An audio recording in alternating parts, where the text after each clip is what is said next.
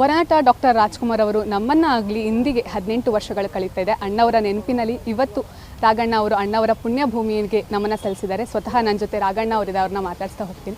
ರಾಘಣ್ಣ, ಭೌತಿಕವಾಗಿ ಅಪ್ಪಾಜಿ ನಮನ ಆಗಲಿ 18 ವರ್ಷ ಆಗ್ತಿದೆ, ಏನು ಹೇಳಿ? ನಾವು 18 ವರ್ಷ ಹೆಂಗಪ್ಪ ಬದುಕಿದ್ವಿ, ಅವ್ರನ್ನ ಕಳ್ಕೊಂಡಿದ್ದ ದಿನ 18 ದಿನ ಇರ್ತೀವ ನಾವು ಅಂತ ಅಂದ್ಕೊಂಡಿದ್ವಿ. ಕೆಲವು ದಿನ ನಮ್ಮ ಅಮ್ಮನ ನೋಡ್ಕೊಂಡು ಇದ್ವಿ, ಕೊನೆಗೆ ಅವರು ಹೊರಟೋದ್ರು. ಸರಿ, ಅವರು ಹೊರಟೋದ್ರು ಅಂದರೆ ನನ್ನ ತಮ್ಮನ ನೋಡ್ಕೊಂಡಿದ್ವಿ, ಕೊನೆಗೆ ಅವನು ಬಿಟ್ಟೋದು. ಏನಪ್ಪ ನಮ್ಮ ಕುಟುಂಬ ಹಿಂಗಾಗಿ. ನಾ ಮೊದಲೇ ಹೇಳ್ದಂಗೆ ಈ ಜಾಗ ಇವಾಗ ಹೆಂಗೆ ಅನಿಸುತ್ತೆ ಅಂದರೆ, ದೇವಸ್ಥಾನದಲ್ಲಿ ಗರ್ಭಗುಡಿ ಇಲ್ದಿರೋ ಥರ ಒಂದು ಭಾವನೆ ಬರುತ್ತೆ. ರಾಜ್ಯದಲ್ಲಿ ರಾಜ ಇಲ್ಲ ಅನ್ನೋ ಥರ ಆಗುತ್ತೆ, ರಾಜ ಇಲ್ದಿರೋ ರಾಜ್ಯ ಅನ್ನೋ ಥರ ಅನಿಸುತ್ತೆ. ರಾಘಣ್ಣ, ಅಂದರೆ ಅಪ್ಪಾಜಿ ಅಂದರೆ ಸಾಕಷ್ಟು ನೆನಪುಗಳಿರುತ್ತೆ. ನಿಮಗೆ ಅಪ್ಪಾಜಿ ಜೊತೆ ಮರೆಯೋಕ್ಕಾಗದೇ ಇರೋಂತಹ ಒಂದು ನೆನಪು ಅಂದರೆ ಏನದು?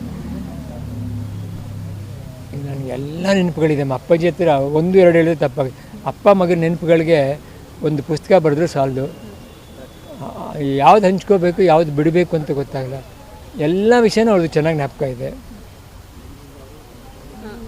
ಅಣ್ಣವ್ರದ್ದು ಅಂದರೆ ಸಾಕಷ್ಟು ಹಿಟ್ ಸಾಂಗ್ಗಳಿದೆ, ಹಿಟ್ ಮೂವಿಗಳಿದೆ. ಒಂದು ಹಾಡು ಅಣ್ಣವರಿಗೋಸ್ಕರ ಹಾಡ್ಬೋದಾ? ನನಗೆ ಅವರ ಜೀವನಕ್ಕೆ ಬರೆದಿರೋ ಒಂದು ಸಾಂಗು ಇವತ್ತಿಗೂ ಅವ್ರಿಗೆ ಹೋಲುತ್ತೆ ಅಂದರೆ ಆಡಿಸಿ ನೋಡು ನಂಗೆ ತುಂಬ ಇಷ್ಟ ಆಗಿದೆ. ಯಾಕಂದರೆ ನೋಡಿ, ಯಾರು ಏನೇ ಮಾಡಲಿ 18 ವರ್ಷ ಆಗಲಿ ಇನ್ನೂ ಜನ ಬರ್ತಾಯಿದ್ದಾರೆ, ಅವ್ರನ್ನ ಬೀಳ್ಸೋಕ್ಕಾಗಿಲ್ಲ. ಅವ್ರು ಯಾವಾಗಲೂ ಎದ್ದು ನಿಂತ್ಕೊಂಡು ನಗ್ನಗ್ತಾನೇ ಇದ್ದಾರೆ. ಈ ಸಾಂಗ್ ಅವ್ರಿಗೆ ಇನ್ನೂ 100 ವರ್ಷ ಅವ್ರಿಗೆ ಬರ್ದಂಗಿದೆ. ಅದನ್ನು ನನಗೆ ಯಾವತ್ತೂ ಮರೆಯೋಕ್ಕಾಗಲ್ಲ. ಆಡಿಸಿ ನೋಡು, ಬೀಳಿಸಿ ನೋಡು, ಉರುಳಿ ಹೋಗದು, ಏನೇ ಬರಲಿ ಯಾರಿಗೆ ಸೋತು ತಲೆಯ ಬಾಗದು, ಎಂದಿಗೂ ನಾನು ಹೀಗೆ ಇರುವೆ ಎಂದು ನಗುವುದು, ಹೀಗೆ ನಗುತ್ತಲಿರುವುದು, ಆಡಿಸಿ ನೋಡು, ಬೀಳಿಸಿ ನೋಡು, ಉರುಳಿ ಹೋಗದು. ರಾಘಣ್ಣ, ಇತ್ತೀಚೆಗೆ ವಿನಯ್ ಅವ್ರದ್ದು ಒಂದು ಸರಳ ಪ್ರೇಮ ಕಥೆ ಆಗಿರಬಹುದು, ಹಾಗೆ ಯುವ ರಿಲೀಸ್ ಆಯಿತು. ಈ ಒಂದು ಸಮಯದಲ್ಲಿ ಎಷ್ಟು ಮಿಸ್ ಮಾಡ್ಕೊಂಡ್ರಿ?